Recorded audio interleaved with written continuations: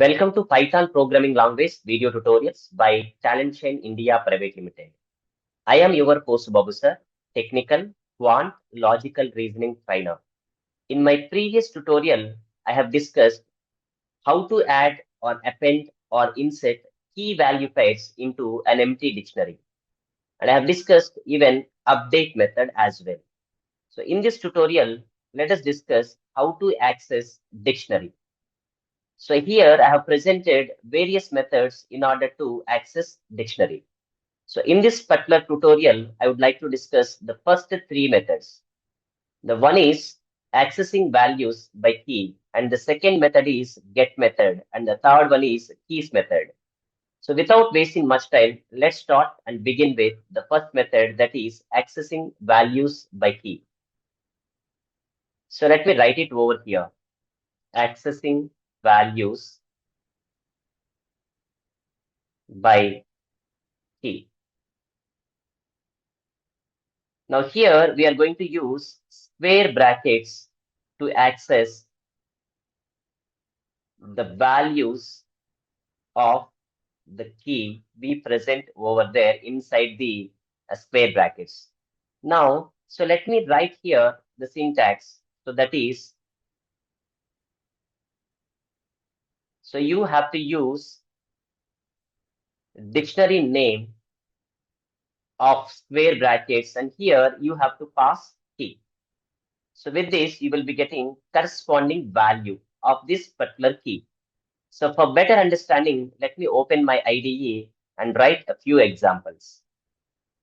So let us create one dictionary. So let me take small a, 1, and let me write here small b, colon, 2, comma. Let us take small c, colon, 3. And let us write one more key value pair. So that is d, colon, 4. Right. Now, so let me write here. So dictionary name, let me take D as a dictionary name so that you don't have any confusion, right? So or else DI I'm writing here, DI. So it is what a dictionary name. So here I'm going to use square brackets. So inside the square brackets, you have to pass a key. So let me pass the key, that is a C. So if you pass the key, you will be getting corresponding value for that key. So C corresponding value is what? 3. Now let's see. Let me execute it. See, the output is 3, right? So let me print this output on the screen and let us execute it. So 3, we got it, right? Now let me copy it and paste it over here. So instead of C, so let me write one more, that is a B. Now you could see 2 will be printed on the screen. So the key corresponding value is what? 2. So hence we got the output as 2. Now let me place the key which is not present in this dictionary. So the key which is not present over here is E, that is not there. So let me try to print. Now you could see if this key is not presented over here, so it raises an error. Do remember, it raises what error? Key error, right? So if key is presented in the dictionary, so we will be getting corresponding value. If key is not presented in this particular dictionary, it generates what? An error. So I hope you could understand how we can access the values of the keys which are present in the dictionary. If the key is not presented, it raises an error, that is what? Key error. So I hope it is clear to everybody, right? Now, let us go back and discuss the next method, that is get method. Now, let me write it here, the get method.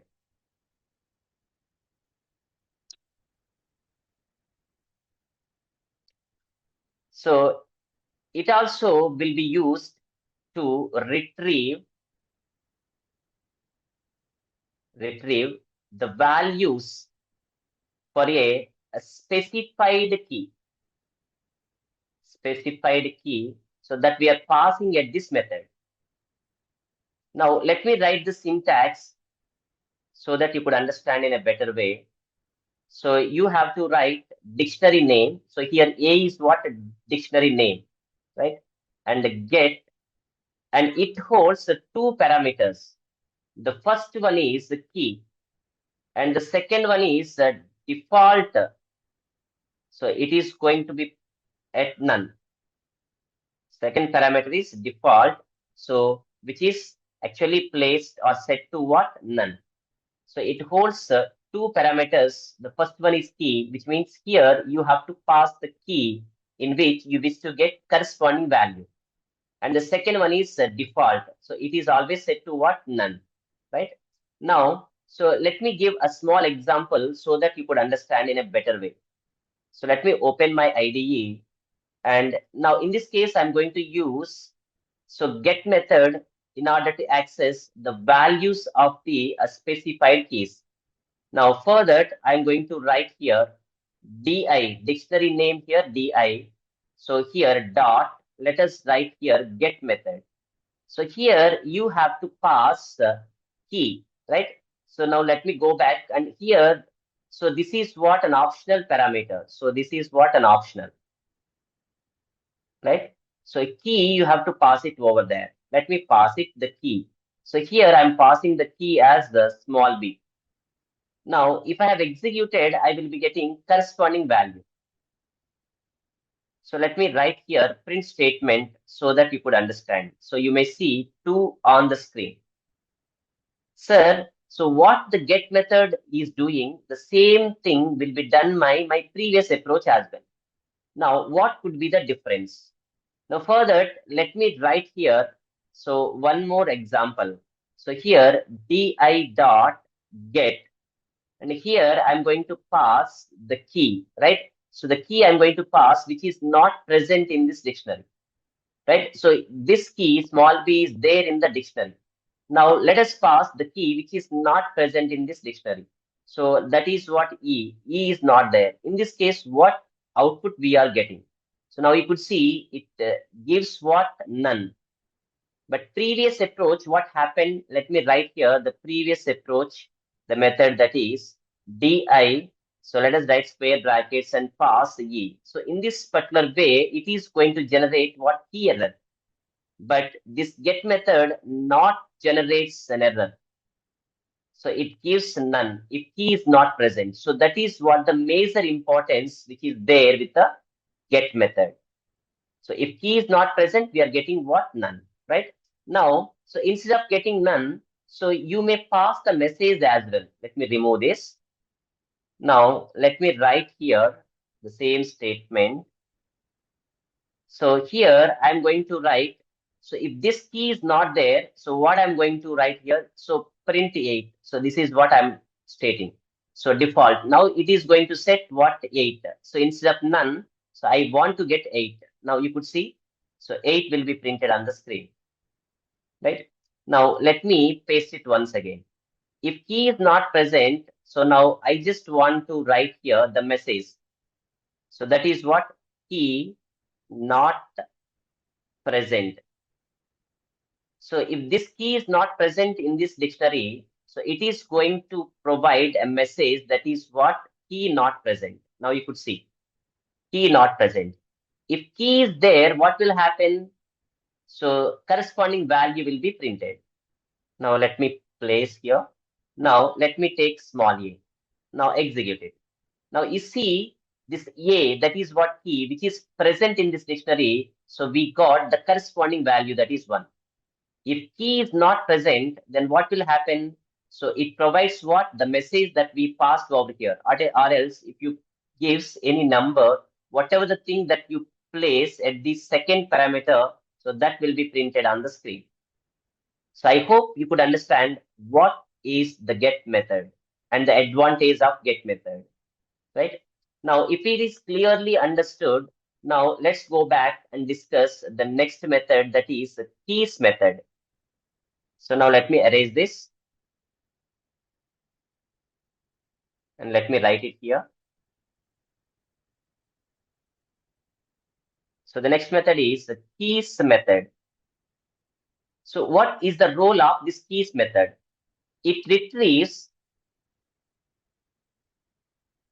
the view object, the view object. So which contains what? Let me write here, which contains all the keys, all the keys of the dictionary, all the keys of the dictionary. So try to understand, retrieves what? The view object, so which contains all the keys of the dictionary, right? Now let me write here the syntax for this method. Syntax for this method. So dictionary name dot, here A is a dictionary name, dot keys. So if you are using this syntax, so you will be getting what? You will be getting all the keys of the dictionary. So let me give you an example so that you could understand in a better way. So let me go back to my IDE and let us take keys method. So here dictionary name is di dot keys, and then you just try to execute it. Now, what is the output? You got it over here. So if you clearly observe, you got all the keys which are present over there in this dictionary. So that is A, B, C, D. So you got it in the list format. And this is what a view object. This is what a view object. Now, what is the advantage of this view object? Now, if you observe over here, I have mentioned that is a view object. You may get one question, that is, what is a view object over here, right? So the advantage of this view object, if you make any changes, if you make or if you made any changes in the dictionary, in the dictionary in future, it reflects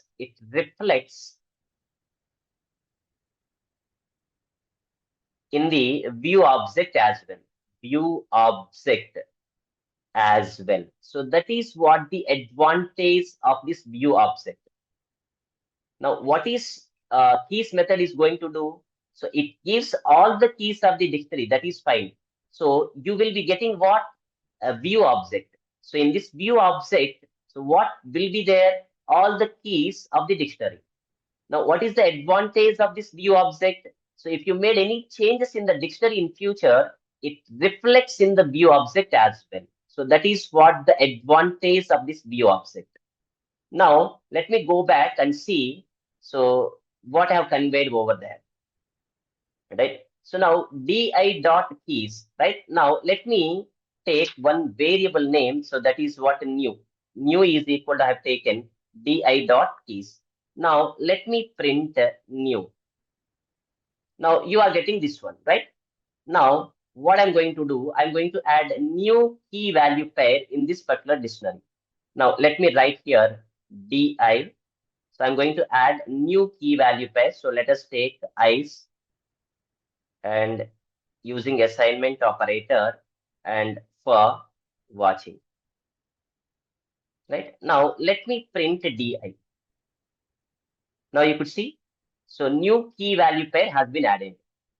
Now I am going to print. I did not make any changes in the new. Right now, let me print new. What will happen? You could see. Now a new key has been added. New key has been added. So that is what the advantage of this keys method, right? So it retrieves what? A view object. So this is what the view object. So whatever the changes we made in this dictionary, so in future that reflects in this view object as well. So that is what the major advantage of using keys method. So I hope everybody clearly understood what I have conveyed over here. So if you clearly understood all these three methods, so please like, share, and subscribe our channel. Thanks for watching.